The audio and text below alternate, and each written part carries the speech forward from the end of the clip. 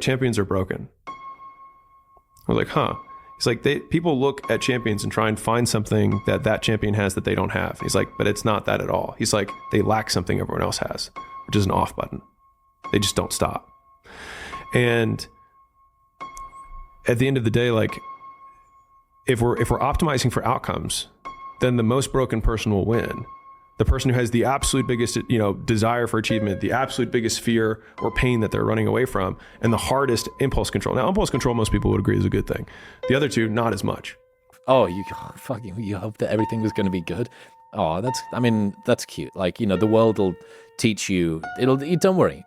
It's like you'll learn.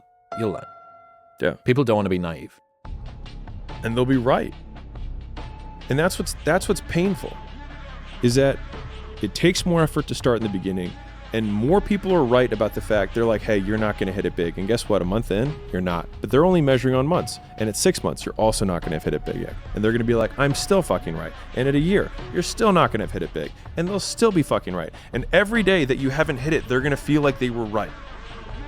But they're wrong, because they're measuring in days and you're measuring in decades. That it won't get harder. Like, this is the hardest part. And so if you can just make it through this, everything else is downhill. It's not that the things that the dragons are going to slay aren't going to get bigger. They are.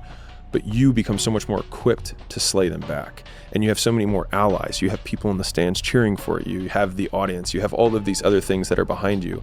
But in the beginning, it's just you with a stick against a bear. And arguably, that fight is a harder fight to win than beating a dragon when you have a nuclear bomb and 6 nations behind you. And so it's not even like the size of the hardship, it's just also the resources and how few of them you have, and how so much of the beginning is literally burning the one thing you have, which is time. Because you have no leverage. You don't have the money to pay other people to help you. You don't have the resources to go like get someone no one can learn it for you.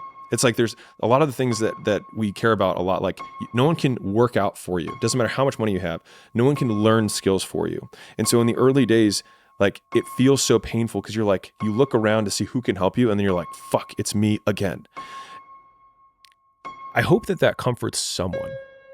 Because what you said, I think, is like, if you're going through that right now, and I promise you, every single person who wants to do something with their life and has done something with their life has gone through the exact chapter that you're going through. And it's the lonely chapter. It's the chapter where you don't fit in with your own friends, but you don't have the outcomes yet to fit into a new group of friends. And you're doing this thing, you're consuming content on the internet, you're doing these free tutorials online to try and figure out how to set up a podcast and where do I host this thing? And then you're going through this and you're like, is this even worth it? Because you have no signs of success, right?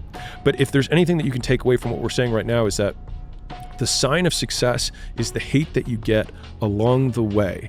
And what you can't do is bend the knee to their hate and fit back into the conformity because it's comfortable and it's warm. Because like in the Matrix, when Trinity opens the door, when Neo's about to go take the red pill and he wants to get out of the car, she says, Neo, you've been down that road and you know exactly where it leads. There's a teacher and he's got 2 classes that he teaches. And one class, he says, the only assignment for this whole semester is that you come back with a perfect clay pot.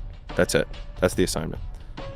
The other class, he says, your objective is to make the most total quantity of clay pots, and you'll be measured by how many pots you make. And at the end of the quarter, the pots that came from the team that had to just make sheer volume, not only did they make more pots, but the quality of all of their pots was better compared to the teams that only had to make one. And it just underlines the biggest lesson that I've learned in my life, which is that volume negates luck. Is that you can try to be lucky and pick the one perfect thing and try and make it, but if you don't want to try and be lucky, you can just do so much fucking work that you will brute force your way to figuring it out. Like, if you do 1,000 podcasts, you'll be pretty fucking good at podcasts.